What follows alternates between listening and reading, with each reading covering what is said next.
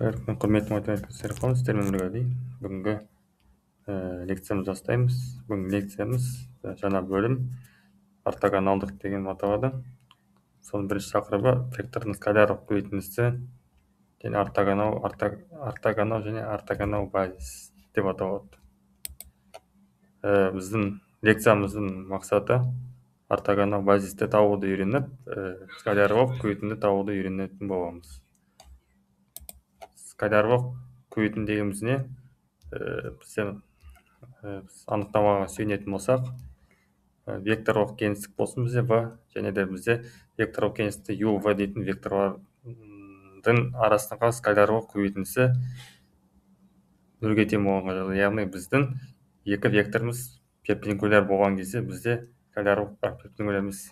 Скалярлық көбейтін дегеніміз сол u мен v векторының элементтерін өзара көбейтіп қосқан кездегі тұрақты сан. Бізде үш қасиет бар.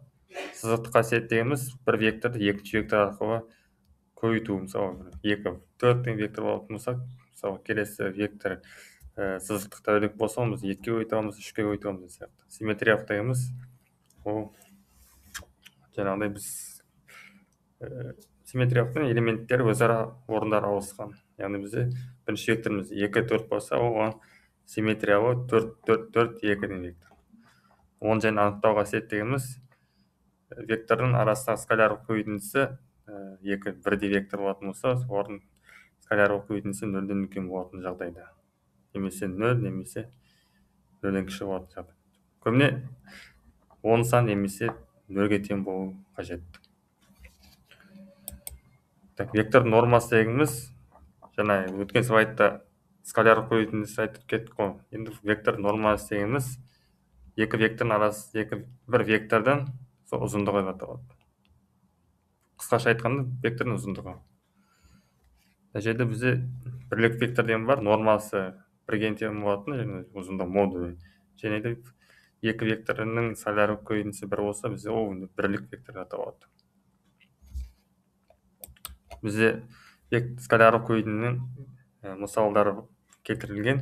Бізде евклидтік мысал бар. Бізде евклид мысал дегеніміз uv векторлары a көбейтілген b1, a көбейтілген b2 деп көбейту қосу арқылы біз оны скалярлық көбейту амалдарын орындайтынбыз. Олардың әрқайсының модулі квадраттап түбірлікке алған шамамен тең болады.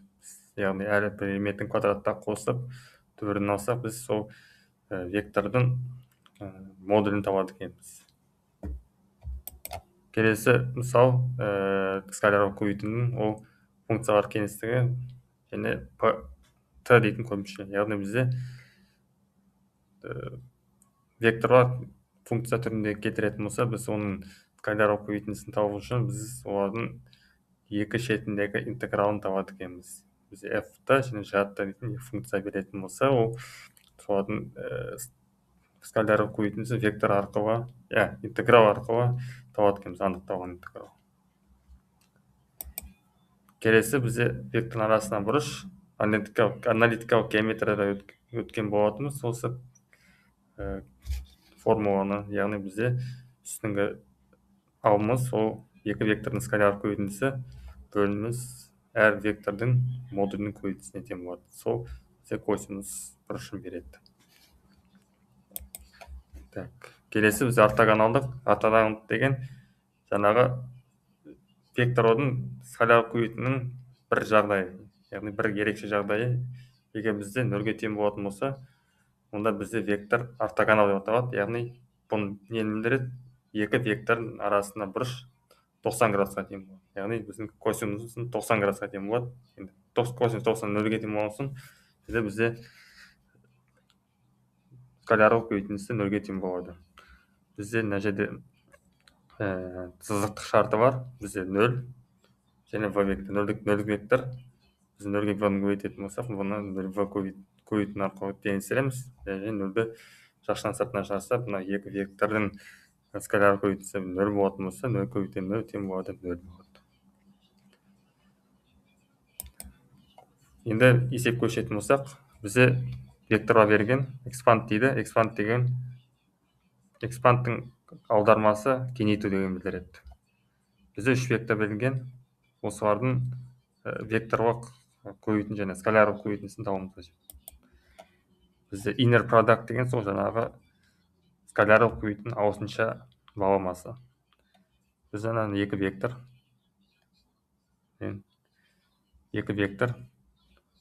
енді біз оны жіктейткенбіз әр вектор. 5u бар, 6u бар, 5u бар, 2 деп осылай әрқайсысын қосып шығады. Жаңа кеңейтеткенбіз. Біз екі векторды 4 вектор арқылы кеңейтеткенбіз. Әрқайсының жіктеу арқылы. Бізге 5u бар, 6v бар, ол бізде 30 береді. Біз 30-ды жақтан сырттан шығарамыз. Мына жерде минус 35 жақтан сырттан шығарып жібереміз. u2v бар, u2v2 жаңа неге ұқсас келеді, бірақ бізде бұл жерде константаны сыртынан шығарып жібереміз. Екінші дәл солай бізде u мен u бізде 12-ні шығарамыз. Жерде u көбейтілген v 18-ді шығарамыз, минус 18, мына жерде минус 20, минус плюс 20, v көбейтілген u және де u v көбейтілген v минус 30 шығарамыз. Бізде 4 вектор шығады, бізде мынау 2 вектор. Мына негізі 1 вектор, біз 4 векторға жібереміз.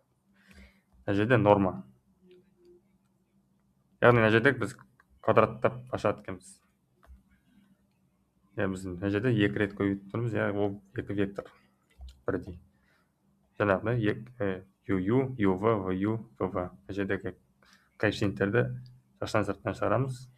Бізде кәдімгі қысқаша көбейту формуласы сияқты ашылады екен. Так, екінші практикалық есеп бізде вектор берілген 1, 2, 4 және v векторы 2, минус 3, плюс 5 және w векторы 4, 2, минус 3, in r куб деген r3 кеңістігінде. Find дегеніміз табу. u көбейтілген v, u көбейтілген w, v көбейтілген w, u қосылған w және u-дің модульдері. Так, бізде қалай жаңағы multiply corresponding components add together дегеніміз әр элементті сәйкесінше элементке көбейтеміз. Яғни бірінші векторда бірінші элементті, екінші векторда бірінші элементті көбейтеміз. Екінші элемент бірінші векторда, екінші элемент екінші векторда көбейтеміз. Сөйтіп қосады екенбіз. Сонда u көбейтілген v 2 минус 6 плюс 20 16 болады. Екінші жағдайда 4 қосылған 4 минус 12 минус 4 болады. v көбейтілген w 8 минус 6 минус 15 минус 13. Бұл жерде фишкасы бірінші элементтің бірінші векторда бірінші элементті, екінші векторда бірінші элементті көбейтеміз, қосамыз. Бірінші векторда екінші элемент тауып, екінші векторда екінші элементті көбейтіп қосады екенбіз. Сонда бізде тұрақты бір коэффициент шығады. Енді да бізде алдымен u қосылған v-ны табамыз. Бізде ол вектор беріледі. Осы вектордан біз w векторын жаңағыдай скалярлық көбейтін амалын орындап шығамыз. Сонда бізде ол шығады минус плюс 12 минус 2 минус 27 болады, минус 17. Альтернативный дегеніміз альтернативный деген сөз, альтернативті жолы. Бірінші кәдімгі аксиомадағы амал ғой. Бірінші u қосылған v немесе пай ашып нетсек деп жатсында бәрібір де мәніміз өзгермейді, тек аксиоманы қолдандық. Так, еде бізде модуль табамыз u векторын. Ол дегеніміз сол ішіндегі элементтерді квадраттап қосамыз. Сонда ол 21 береді квадрат. Бізге модуль табу үшін сол 21-ден түбір аламыз. Ең соңында дәл солай, бірақ бізде v вектор үшін. Сонда түбір асты 38 шығады. Үште бізде find case so that u мынандай тем болады, және v мынаған тем болады, және r4 4 өлшемдегі r4 r ортогонал. Яғни біз k-ның қандай мәнінде u мен v-ның скалярлық көбейтіндісі ортогонал екенін анықтауымыз қажет. К қандай мәнінде ортогонал бола алады деген сөз. Жаңа біз айтып кеткендей, ортогонал болу үшін мына екі векторлардың скалярлық көбейтісі нөлге тең болады. Яғни біз бұл жерден теңдеу шешеміз. Сонда біз 1-ге 3 көбейтеміз 3, 2 көбейту k плюс жерде k көбейтілген 7 плюс және 3 минус 5 минус 15. Сонда к-барды қосамыз. 9к мына жерде минус 12. Сонда 9к минус 12 теңдеу шешеміз. Сонда к 3-тен 4 бөлінген 3 жағдайында екі вектор ортогонал болады. Так, соңғы практикалық есеміз. Let's double the subspace of spanned by U and V. Find the basis orthogonal complements of V perpendicular of V W vector. Бұл жерде Y дейді, бізде W ішкі кеңістігінде U және V вектор берілген. Яғни бізде осы U вектор мен V векторге ортогонал болатын вектор атауымыз қажет. Қанағаттандыратын. Шартты қанағаттандыратын. Бізде W векторды біз қандай да бір X, Y, Z сатта деп қарастырайық, сонда бізде әрқайсының скалярлық көбейтіп шығады екенбіз. Екі жағынан екі вектор және бір вектор. Және бір вектор сол екі векторға ортогонал болуға қажет. Ол үшін біз екеуін скалярлық көбейтті 0 деп көбейту 0 болады да, жерде біз білмейміз қандай сан екенін. Сол үшін біз оны қандай да бір айнымалылар арқылы бастапқы формасын келтіріп отырмыз. Енді бұл жерде біз теңдеу шығады. Енді теңдеуді шешеміз кәдімгі Гаусс әдісі, біз өзіміз білетіндей сол әдіс қолданамыз. Енді бізде бұл жерде кетіргеннен кейін бізде 3 не пайда болады. Бос айнымал дегеніміз нөлге айналып кеткеніміз. Бұл жерде бос айнымал дегеніміз басты айнымал X және Z. Бос айнымал дегеніміз бұл жерде бір айнымалдан бір екінші айнымалды өрнектейтін. Бұл жерде біз X-ті айнымал, жердегі басты айнымалдарды құрастыратын айнымалды айтайықшы. Сол бізде бос айнымал. Сол жерде бізде X мен Z басты айнымал, Y, S дегеніміз бос айнымал. Сонда бізде осындай шығады. Енді үш жағдай бар бізде. -1, 0, Т0 кезінде бізде бірінші вектор, ортогонал вектор, 2 -1, 0, 0, 0, екінші 0, 1, 0. Дегеннен шешімдер.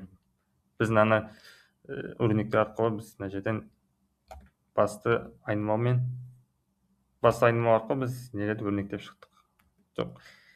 Басты айнымал табу үшін біз нелерді өрнектеп шықтық. Бос айнымал. Сонда бізде 3 шешім шығады. -1, 0, 0, 0, 1, 0, 0, 0, 1. Сондағы сәйкесінше W векторы табылады. Яғни сол W вектор мына байзитті қанағаттандырған. Байзитті құрастырушы вектор. Жалпы есеп түсінікті деп ойлаймын. Так, қорытындыға келетін болса, біз ортогонал байзитті табуды үйрендік, скалярлық көбейтуді табуды үйрендік.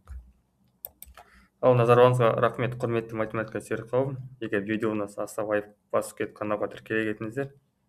Егер қандай да сұрақтарыңыз бар болатын болса, астына комментарийға қалдыра кетіңіздер. Енді келесі сабағымыз матанализ болады. Матанализді жалғастырамыз. Туынды тақырыбын және де сол. Ал назарларыңызға рахмет, құрметті математика сүйер қауым. Сау саламат болыңыздар.